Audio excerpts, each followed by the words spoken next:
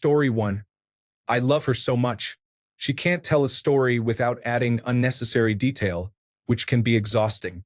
However, I stay engaged, ask questions, and make an effort to keep myself interested. At this point, I know the entire saga of her work and have developed my own impressions and jokes about people I've never met, which she really enjoys.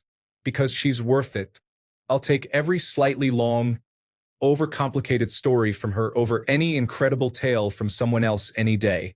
She's the best. Story 2. Spending time with family is wonderful, as they love each other very much. However, gatherings can be overwhelming due to their frequency and the large number of family members. As an introvert with feelings of inadequacy, stemming from a dysfunctional upbringing, major holidays can be exhausting and anxiety-inducing. Story 3. Spending time with family can be challenging. Everyone exhibits neurodivergent traits, leading to dysfunction and constant tardiness. Many are divorced, resulting in complicated family dynamics that require caution. The nephew with autism spectrum disorder level 3 touches all the food we are about to eat with unwashed hands. The mother, who is also affected by autism spectrum disorder, gets upset if you correct her child. Conversations lack clarity and stimulation.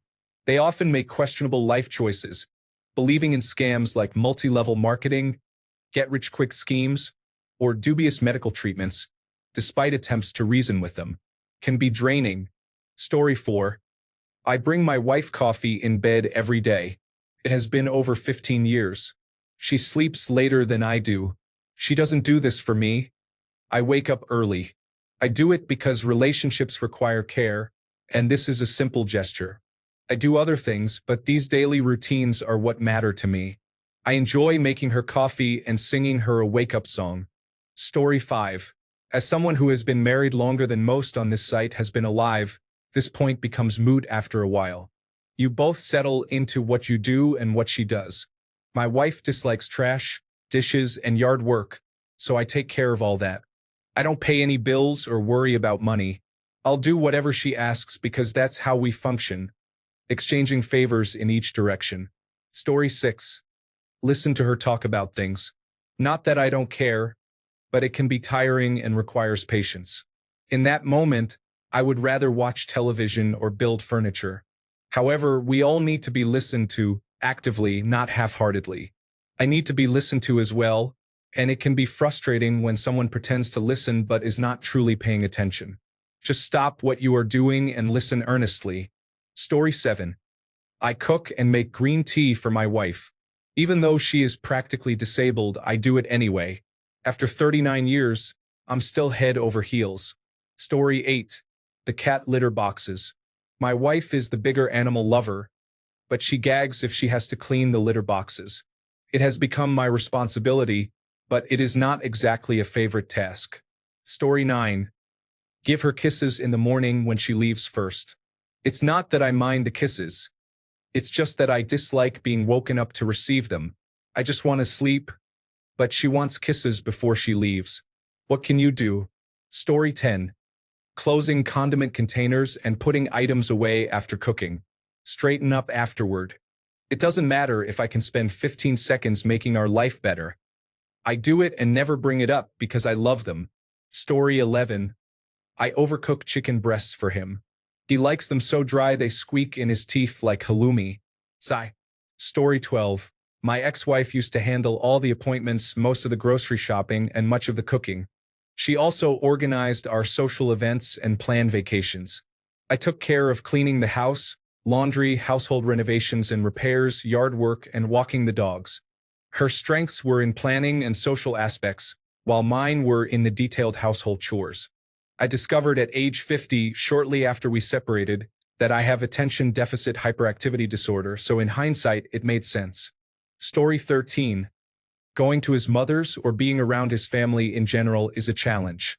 His mother often puts him on the back burner in every situation, and I feel a lot of resentment towards her because of it. She's treated him this way his entire life. She makes dinners he likes, which I don't enjoy. I don't tell him I don't want it. I pretend I do, otherwise he won't want to eat it. Watching NASCAR isn't my thing, but I like seeing him enjoy it. He goes to concerts with me, We don't have the same taste in music, but we have attended many concerts for bands I like. I have yet to go to one for him, but I would go with him even though I would probably be annoyed. Story 14.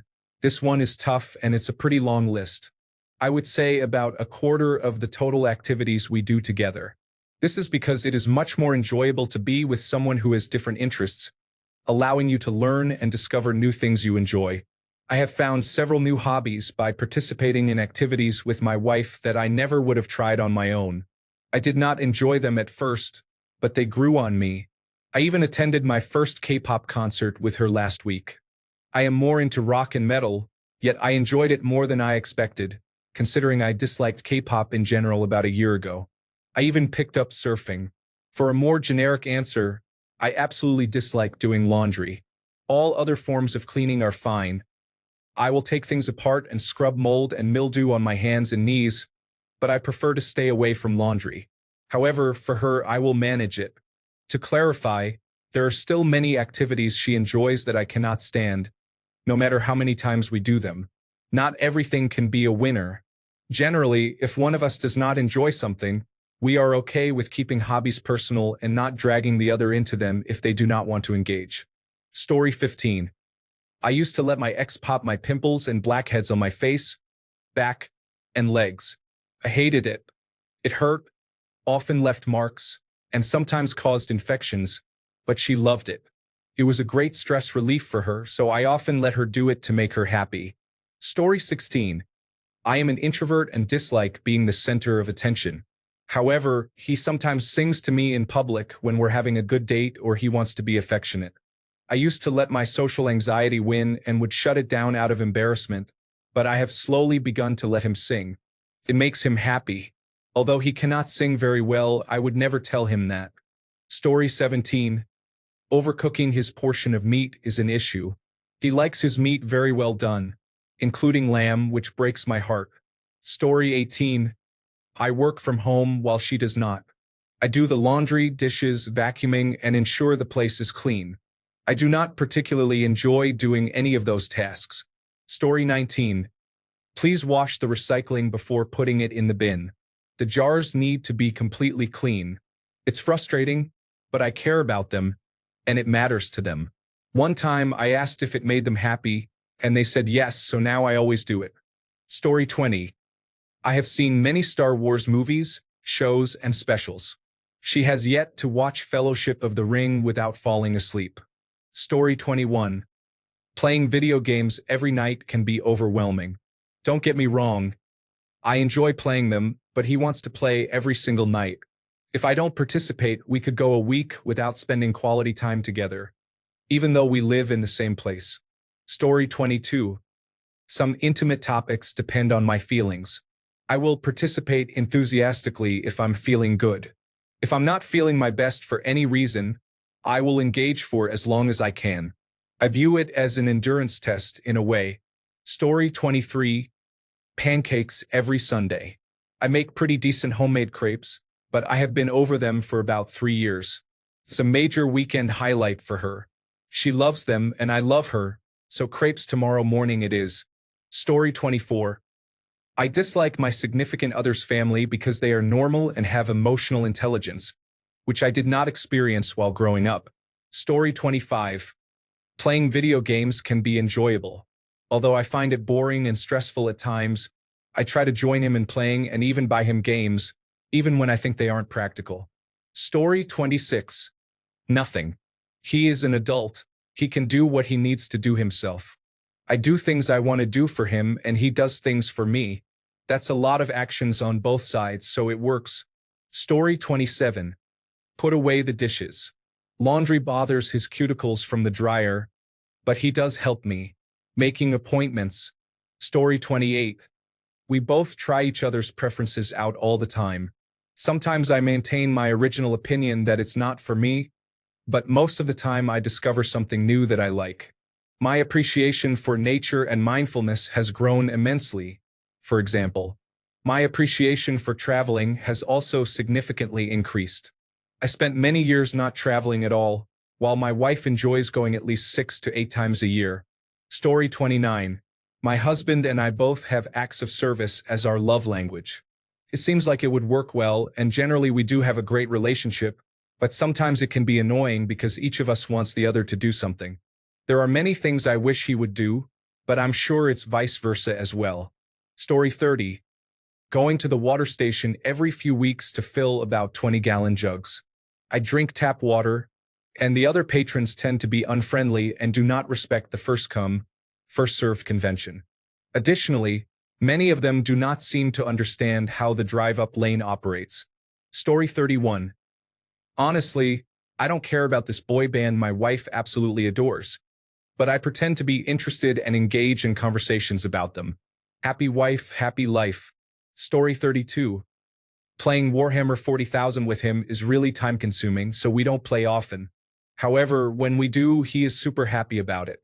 It can be a bit frustrating when he brings out his custodians, as I don't have a strong army to compete against them right now. Story 33. Playing casual games with her is enjoyable. I'm not a competitive gamer, but I love hack-and-slash games, especially those with intense and satisfying combat. I've been playing Stardew Valley with her, which isn't my preference, but it brings her joy, and seeing her happy makes me happy.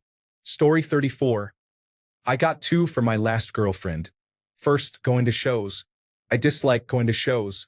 I dislike how crowded they are, and I'm not a fan of loud noises. It feels like they drag on. But she loved them, so we went quite often. Second, swimming. I dislike being in water, and I'm not a strong swimmer. But once again, she loved it. So I'd bite my tongue and join her almost every weekend. Story 35. We do things for each other. It's not just a one-way street. The chores he dislikes the most, I do, and he does the ones I dislike the most. Then, the ones I like the most, I do, and likewise for him. I think we are a perfect match because many things I dislike, he doesn't mind as much. For example, I dislike the cold, so he shovels the walk and driveway. I never do. He gets overheated very easily. So I mow the lawn and handle outdoor chores in the summer. He dislikes grocery shopping, so I take care of that. He never has to. I dislike taking out the garbage and recycling, so he does that every time. The best relationships I've seen are the ones where you find joy in bringing joy to the other person. The key is that it has to be reciprocated. This is my second marriage, and in my first marriage, I did all these things but did not receive the same in return. I ended up feeling resentful after 11 years of that experience. Now, I've been with my current husband for 8 years, and we jokingly compete over who gets to load and unload the dishwasher because we both dislike it and don't want the other to have to do it. Story 36. I am doing my best to learn about cars as he talks about them, and I am trying to keep up with his studies, but none of it makes any sense to me. I am just smiling and waving. We used to go to many car meets, which I didn't enjoy, but it made him happy. We stopped attending because we have seen every car in our area and visited every meet multiple times. I am just happy to see him passionate about something, even if it is not my interest. Story 37. Make the bed. It wouldn't bother me to leave it as it is, but making each bed every morning is important to her for some reason. Story 38. Meal prep is a collaborative effort. She selects the meals, while I handle the shopping, cooking, packing, and cleaning up. She typically consumes 2 meals during the week, leaving the fridge filled with takeout leftovers for days. This situation makes me feel as though I'm wasting hours on my day off. Spending 6 hours in the kitchen on Sunday to prepare a new recipe, only to see takeout boxes by Wednesday, is disheartening and is diminishing my enjoyment of cooking overall. Story 39. Buying flowers, planning date nights, managing depression, cleaning the house, taking care of the cat, providing intimacy without committing, being a target for projection from past relationships, not seeing them due to their anxiety, being yelled at for bragging about them, and not being able to see them because they want to focus on their career. Story 40. Listen to his music without complaint. He has a band that is very special to him, and I privately dislike the voice of the lead singer. It grates on my nerves excessively. However, I'm not about to tell him that I dislike something he loves. So I remain quiet when it's his turn to choose the music in the car. Story 41. We are old, sigh. Cutting his stray eyebrow hairs gives me the uneasy feeling, but he does a lot for me, so I do it without complaint. We've been married for 35 and a half years. Story 42, watching and learning how to talk about racing started with NASCAR and moved to Formula One. But now we are into MotoGP, Supercross, Arena Cross, Superbike, Supersport, Enduro, Motocross, Short Track, and more. The weirder and more niche, the better. But I am encouraging him to revisit my Tumblr years with me by rewatching Supernatural, so I can't be upset. Story 43. Talk on the phone, especially when she drives back home at night. I'm not a huge phone talker, but for her, I will absolutely do it to ensure she gets home awake and safe. You just left my house and have to drive 2 hours? Baby girl, start that call when you walk out the door. Story 44. Listen to him give lectures about planes, guns, and video games. I love when he explains things and gets all enthusiastic, but those specific topics bore me. However, it makes him happy, so I appreciate that part. He also dislikes putting away groceries. For some reason, he absolutely hates it, so after he helps bring them in, I choose to look the other way when he gets distracted, and I'm left to handle it alone. Story 45. I watched the entire Twilight series and other movies I find unappealing. The amusing aspect of Twilight is the humor in the situation where a girl becomes frustrated with a guy who can transform into a wolf. She then decides to punch him, but he is so strong that she ends up breaking her hand, which is later shown in a cast. Story 46. I am the cook at home, and my wife is a picky eater. Therefore, I prepare simple meals that I rarely even want to eat. Story 47. When we go clubbing, I enjoy staying at the clubs for about 2 hours, while she likes to stay out until around 4. Fortunately, she understands my preference and is okay with me going home around 1:30 or 2 o'clock, mainly because I would likely fall asleep if I stayed out much longer. We always go out with a group of friends, so I'm not leaving her alone. Story 48. She works longer hours, so I cook, wash dishes, and maintain the kitchen. The rest of the housework is shared. Story 49. Every time we watch television or a movie, I give her head rubs. After 7 years, I think sometimes I would like one head rub. Story 50. I spend hours watching long engineering videos with him. Half the time, I have no clue what he is talking about, but his face lights up when he explains how bridges are built or why certain materials are used. Story 51. Clean is her love language, and she treats me like a queen. We're both women. I take care of the house while working part-time, and it makes her life easier. Seeing her happy makes me happy. Story 52. I am amazed that I am sitting here thinking for a couple of minutes, and I cannot come up with anything. I enjoy doing anything he likes. I am simply happy with him, regardless of what we do. Story 53. Having intimate moments in dark rooms at parties with each other has been a new experience for me. I've attended these types of parties at clubs for years to enjoy the atmosphere and music, but I never tried the dark rooms and never thought I would. I usually don't like public displays of affection. At clubs, I just want to dance and often feel a bit grungy. I was willing to try it for my partner, who enjoys observing, even though I assumed I wouldn't like it. I thought I would feel awkward and overthink everything. Surprisingly, I felt comfortable. I didn't overthink or feel self-conscious because it was a contained, safe space where everyone was doing the same thing and was relaxed about it. However, while I enjoy feeling attractive and admired, being intimate next to others doesn't arouse me at all. Watching or being watched doesn't do anything for me. I felt neutral about it. This makes sense, considering I never really enjoyed watching adult content either. Still, I can enjoy my time with him, as long as no one is hovering over us. It's not something I would seek out on my own since it doesn't add any extra thrill for me, but I continue to join him because I know he loves it. Story 54. I tolerated her father's pretentiousness and exaggerated stories about his work history.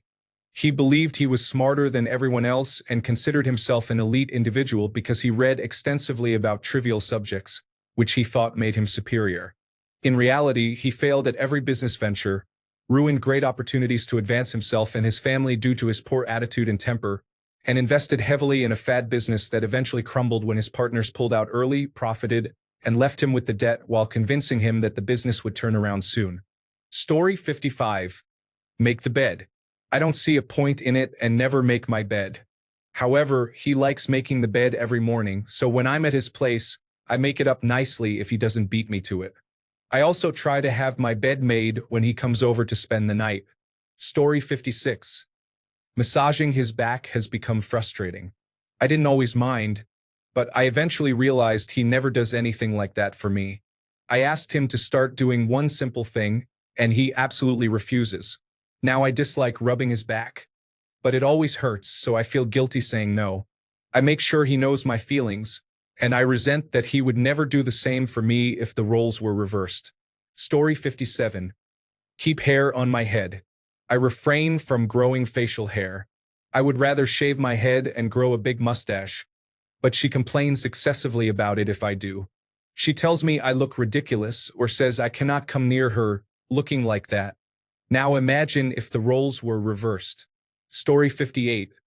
It may sound unusual coming from a straight man, and I might delete this soon, but sex is often unsatisfactory for me. She is beautiful, kind, smart, and enthusiastic, but she has limitations in movement that cause her discomfort. I have an average build, so that isn't the issue. This makes the experience uninteresting. Even though she reaches satisfaction, I rarely do. Additionally, she doesn't take criticism about her body well, making it difficult to address the situation. Story 59. Oral sex. I don't mind doing it, but they cannot return the favor due to dimensional limitations. I cannot say that I blame them because it is not like they can unhinge their jaw. Oh well. Thanks a bunch for sticking around till the end of the video. Remember to subscribe, and until next time, stay awesome and goodbye.